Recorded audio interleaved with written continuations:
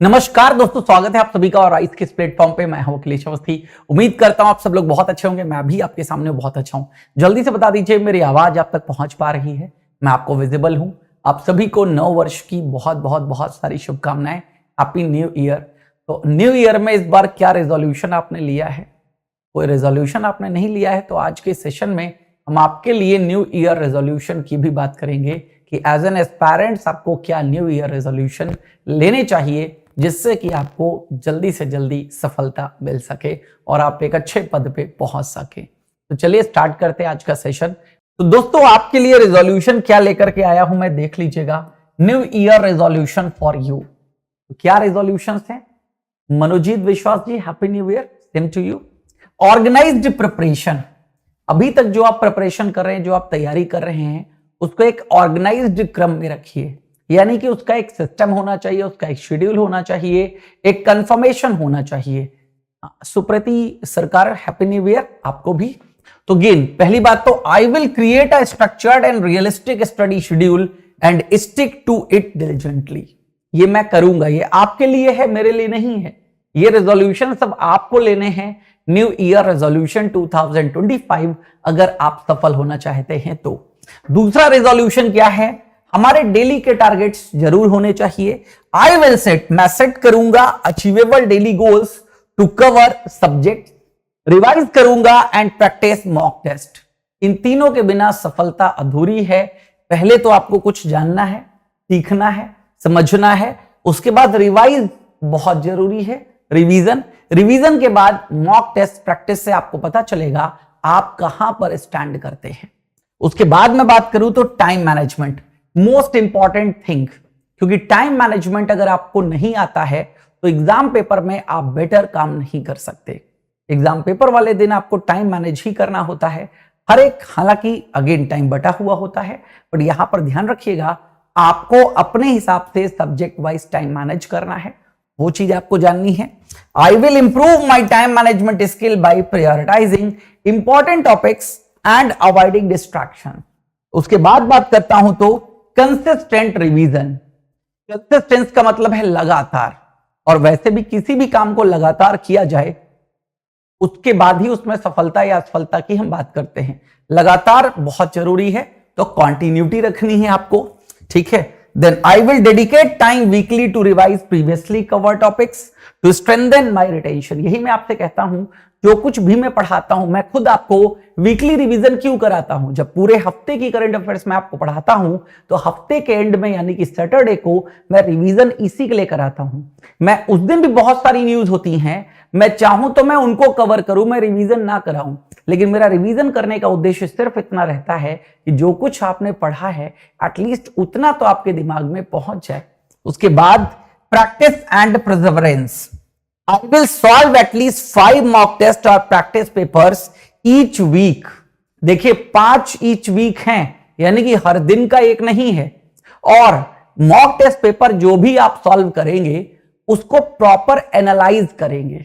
दिन में जब एक मॉक टेस्ट आप लगाएंगे तो आपको एनालिसिस करने का पूरा मौका मिलेगा कि कहां पर गलती करी है, वो गलती दोबारा नहीं होनी चाहिए। ज्यादा से ज्यादा मॉक टेस्ट देना इसकी कोई जरूरत नहीं आपको।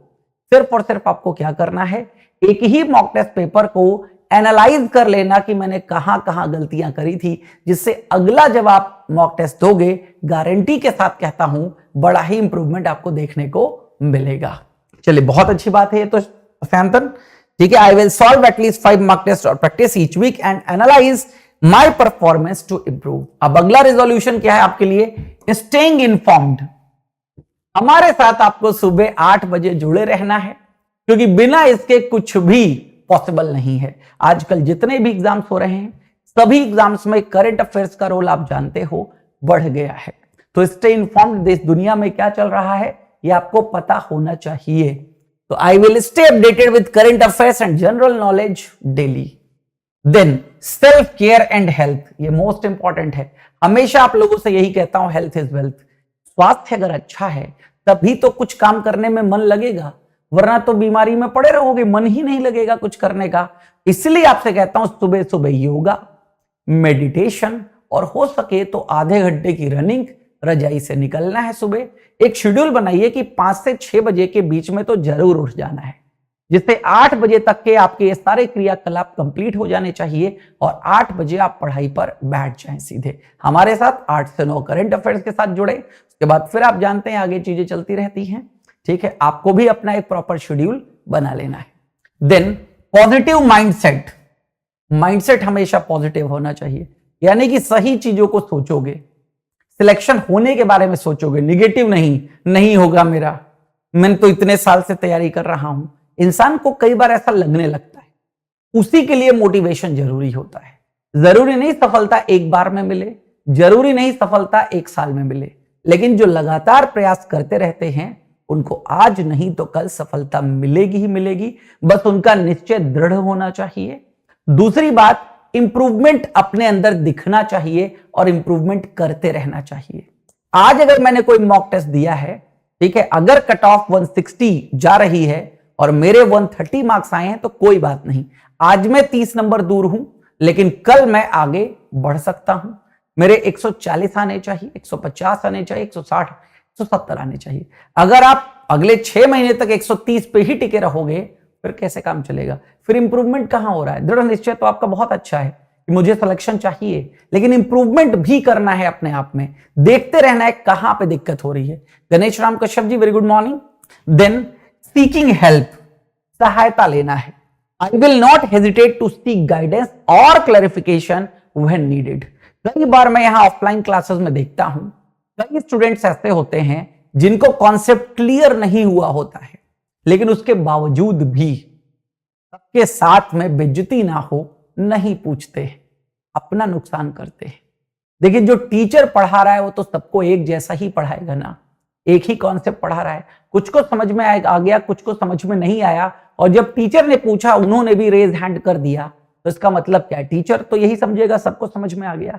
तो कभी भी आपको अपनी पढ़ाई से संबंधित, आपको जो चीजें आगे बढ़ाती हैं उनसे संबंधित किसी से गाइडेंस लेने में या किसी कॉन्सेप्ट के क्लैरिफिकेशन को लेने में अर्ज नहीं है।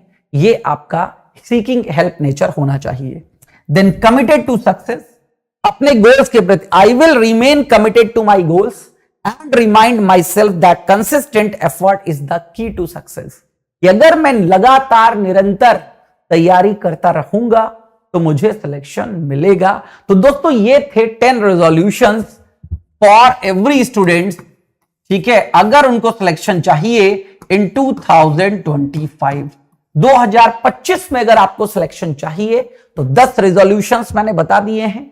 एक बार आप सभी लोग, जो लोग बाद में जुड़ेंगे, इनको जरूर देखिए और इस पर रहेंगे तो 2025 आपका है। आज है 2 जनवरी, यानी कि इस साल का दूसरा दिन और पूरा साल है आपके पास। उम्मीद करता हूं ये साल बहुत अच्छा हो आपका।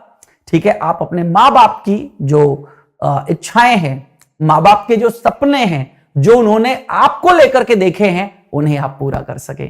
इसी के साथ मैं और अगेन राइस स्मार्ट फैमिली आप सभी लोगों को नव वर्ष की बहुत बहुत शुभकामनाएं देती है।